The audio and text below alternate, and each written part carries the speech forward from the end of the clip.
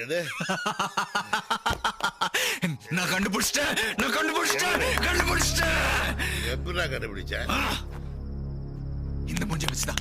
இந்த மூஞ்சி வச்சுக்கிட்டா ஆண்டவன் அவனுக்கு கொடுத்த மூஞ்சிய தானே எனக்கும் கொடுத்துருக்கான். இந்த மூஞ்சிய வச்சுக்கிட்டுதா. அது மட்டும் இல்ல, அவனுக்கு இன்னொரு கல்யாணமாய் அவனுக்கு ஒரு குழந்தை பிறகு பார்.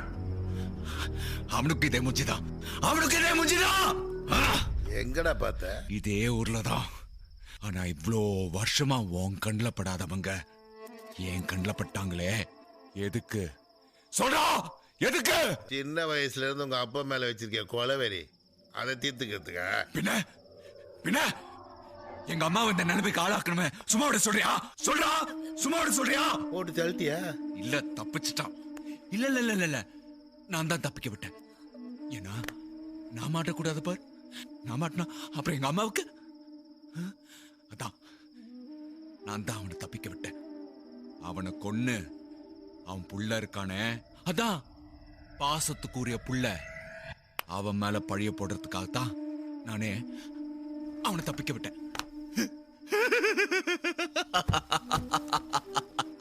அதான் முதல்ல அவன் பையனை பைத்தியமாக்கினேன்.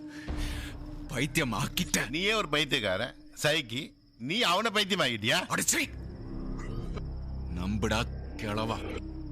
போய் மென்டல் ஹாஸ்பிட்டல பாரு.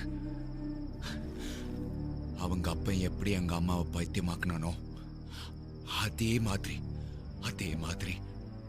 அவன் புள்ளிய நான் பைத்தியமாக்கிட்டேன். எங்க அம்மாவை பார்த்து நான் எப்படியெல்லாம் வேதனைப்பட்டேனோ அதே மாதிரி அவன் புள்ளிய பார்த்து இன்னைக்கு அந்த கிழவன் கஷ்டப்பட்டுக்கிட்டு இருக்கான், வேதனைப்பட்டுக்கிட்டு இருக்கான். ஏய், எப்படி அவன் புள்ளைய பைத்தியமாக்கணும் தெரியுமா?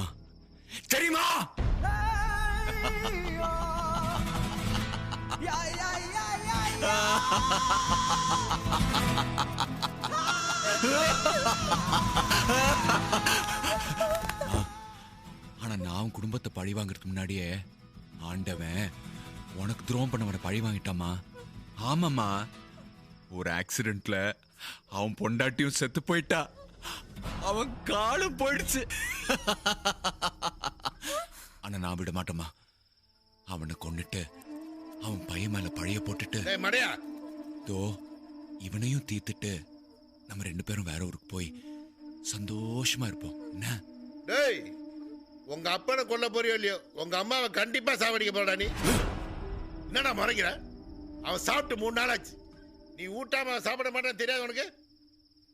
முண்டம் புறம்போக்கு பாக்குறான் பாரு, மூஞ்சி மகரையும்.